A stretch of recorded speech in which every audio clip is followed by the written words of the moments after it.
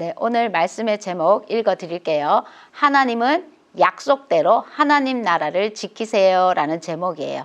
하나님의 말씀도 엄마랑 아빠랑 아가랑 또박또박 같이 읽어보도록 하겠습니다. 오직 내가 이 나라를 다 빼앗지 아니하고 내 종 다윗과 내가 택한 예루살렘을 위하여 한 지파를 내 아들에게 주리라 하셨더라. 열왕기상 11장 13절 말씀. 아멘. 네, 우리 부모님들에게는 솔로몬을 통한 교훈이란 제목으로 잠깐 말씀드리겠습니다. 네, 지혜의 왕 솔로몬이 어떻게 하나님을 멀리하고 우상 숭배와 여자와 경제력, 군사력을 의지하게 되었는지를 통해 지혜라는 관점을 가지고 짧게 하나님 말씀 전하도록 하겠습니다. 20대의 어린아이 같은 마음으로 겸손하게 1000번제를 드리고 하나님의 지혜를 구한 솔로몬은 왜 이렇게 변했을까요?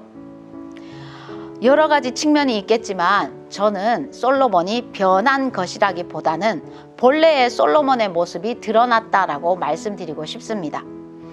그 당시의 세상의 왕들은 다 그렇게 살았습니다. 솔로몬의 본래의 모습은 세상의 왕들과 조금도 다를 것이 없었다라는 것입니다. 그럼 20대의 지혜를 구한 솔로몬은 누구였을까요? 솔로몬이 아니었을까요? 아니요, 솔로몬 맞습니다.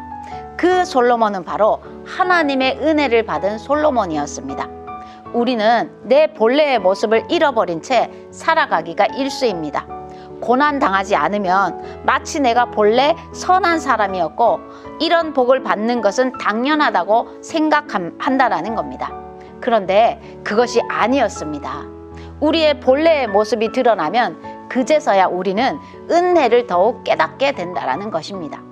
이런 솔로몬의 모습에 비하면 솔로몬의 받은 은혜가 얼마나 놀랍습니까? 그럼 오늘 여기서 우리가 깨달아야 될 참된 지혜가 무엇일까요? 제가 3가지로 한번 정리해 보았습니다. 첫 번째는 내 본래의 모습이 나올 때 놀라지 말자라는 겁니다. 별거 아니라는 뜻입니다. 믿음의 길에서 우리의 본래의 모습이 나올 때 오히려 하나님의 은혜가 더욱더 빛나게 됩니다. 모든 것은 배경이 되게 하시고 하나님의 은혜만이 전경이 되게 하신다는 것입니다. 여러분, 결혼과 자녀 양육이라는 환경은 우리의 본래의 모습을 여지없이 드러내기가 참 쉬운 환경입니다. 하루에도 수십 번이 될 수 있고 또 내가 알지 못했던 본래의 모습에 자기 자신도 깜짝깜짝 놀라게 되기도 합니다. 그러나 별거 아닙니다. 별거 아니라는 말은 지나치게 몰입되지 말라는 뜻입니다. 난 원래 이런 사람이었지. 그동안 보호받고 있어서 드러나지 않았을 뿐이야. 이것을 인정하고 회개하고 하나님의 은혜로 빨리 회복하고 일어서라는 뜻입니다. 거기서 사단의 밥이 되지 말라는 뜻이라는 겁니다.